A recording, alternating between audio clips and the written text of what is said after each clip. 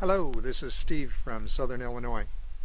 It's a rainy day down here today, so I'm going to try to squeeze this in between showers because the rain has brought a rare cool day. It's only 67 degrees Fahrenheit here, and I always like doing this outside better than I do in the artificial environment.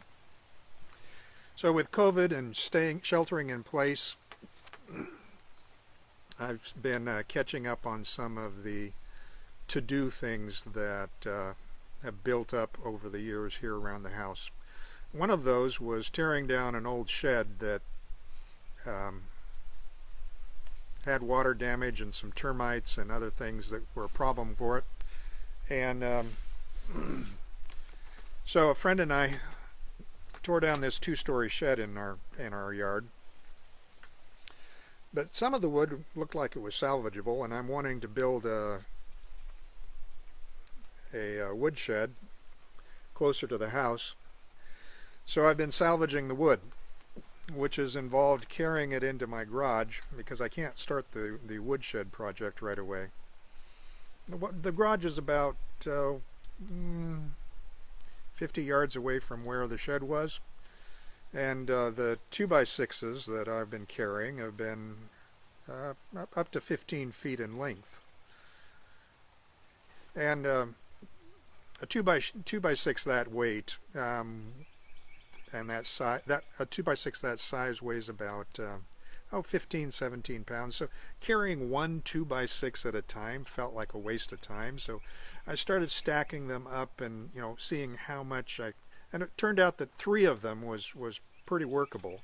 But then there's the whole question of how do you carry this long stack of wood? And having lived in a lot of cultures, I have a lot of models to draw on. I could do it like I saw in New Guinea, where they put a strap around your head and put the weight on your back, and the strap on your head then supports it. Okay. Or I could do it like we do it here in America, just pick it up and carry it like a man. Or you can put it on your shoulder, or something this long. One thing I've seen is you kind of balance it on your neck and on your shoulders so that it's easier to carry. Or you could do it African style, just put it on your head and carry it that way. Well, the truth is, I did it all of those ways, and threw in a wheelbarrow to just balance things out. But as I was doing all of this carrying and heavy lifting, the question arose for me, how heavy was the cross? Now, our evidences for crucifixion are minuscule, okay? Only 2 skeletons have been found by archaeologists that we can even suspect show evidence of having been crucified. One was found in Jerusalem and had a nail driven through the heel bone, but the skeleton was so fragile and friable that really it was very minimal evidence. Another skeleton has been found in Italy that has a hole in the heel bone, but no nail. That's all the evidence physical evidence we have to help us understand what crucifixion was like and how it was done.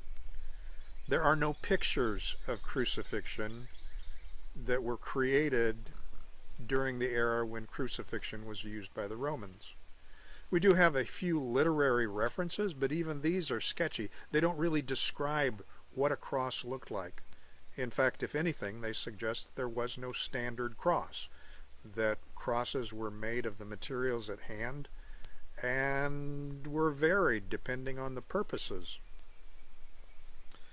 The best estimates of a cross that I can find on the internet, the cross beam on a cross was estimated to be about 70 to 90 pounds, so about the weight of what I was carrying as I was carrying this wood up to the garage. Public executions have a long history.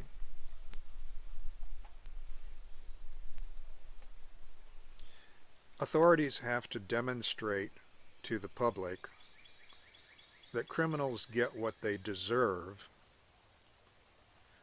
or anarchy, vigilante activity, and lynching is just around the corner. This has happened repeatedly throughout history. And so authorities tend to make a show of punishing people that society has judged wrong in a way that meets people's expectations. But there's another reason for public expectation, and that's deference. A public execution always carries with it the message, this could happen to you. So when Simon of Cyrene was grabbed out of the crowd and forced to carry Christ's cross, that message was driven home in a big way. Now you have to understand that Simon was not from Jerusalem. He was not Jewish.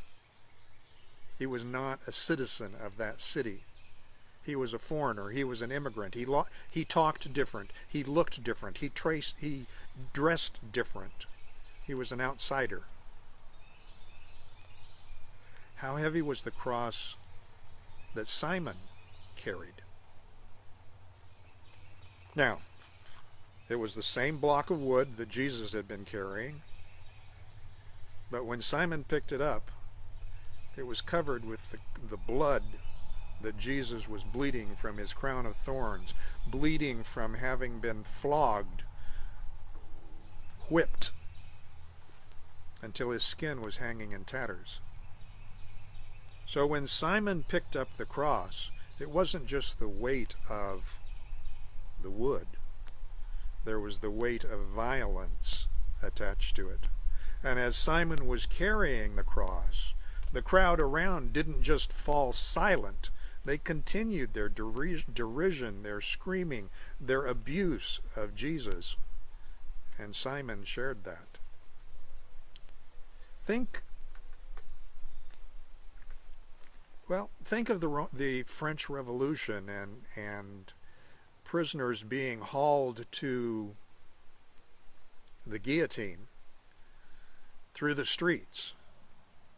Would you have stood up in the cart with them as they were riding to the guillotine? Would you have borne their burden with them? That would have been terrifying to me. But the guillotine was actually a humane method of public execution. That was what it was marketing it as, a humane way to publicly execute. Okay, we have records from England. Robert the Bruce, they castrated him, they stripped him naked, castrated him, split open his gut, poured hot lead into it, cut out his tongue, cut off his limbs. Okay? Torture was a regular part of public execution.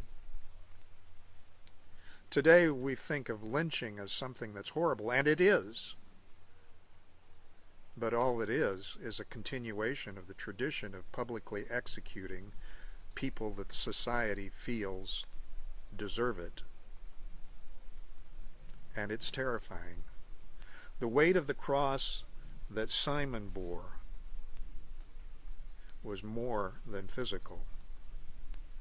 But Jesus shared that weight. Simon was not picking up anything that Jesus was not already experiencing. The cross that Jesus carried was much more than a block of wood. It started with betrayal from one of his closest friends. It included abandonment by all of his friends, who ran away as soon as they saw that he was caught. It included the injustice of mock trials and faked evidence, physical abuse, This wasn't just a whip that was used on Jesus. It was a whip with pieces of metal and stone embedded in it.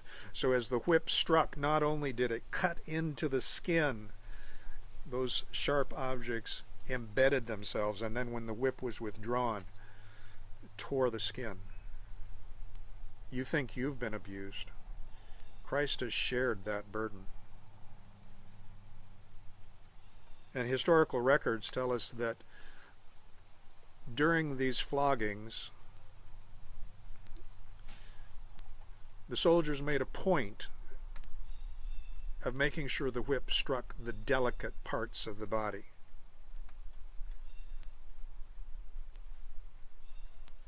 This was a demonstration of how violently you could be punished. And so everything from the abdomen to the genitals was a part of it. Physical violence, mental violence, sexual violence, rejection. The people that Jesus had been working for, had been serving, had been healing, had been comforting, turned against him. Total failure. 3.5 years of trying to communicate a new vision, of introducing a new concept, of reform, of bringing about social justice. That was the weight of the cross. How much does your cross weigh?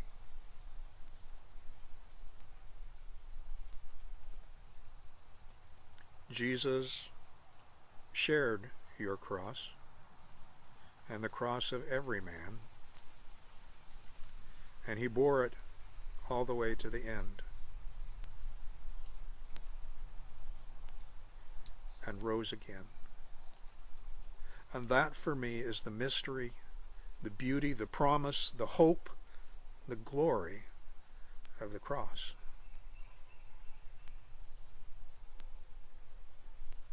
Enjoy the rest of your day. Thanks for being with me today, my friends. I'll see you next week.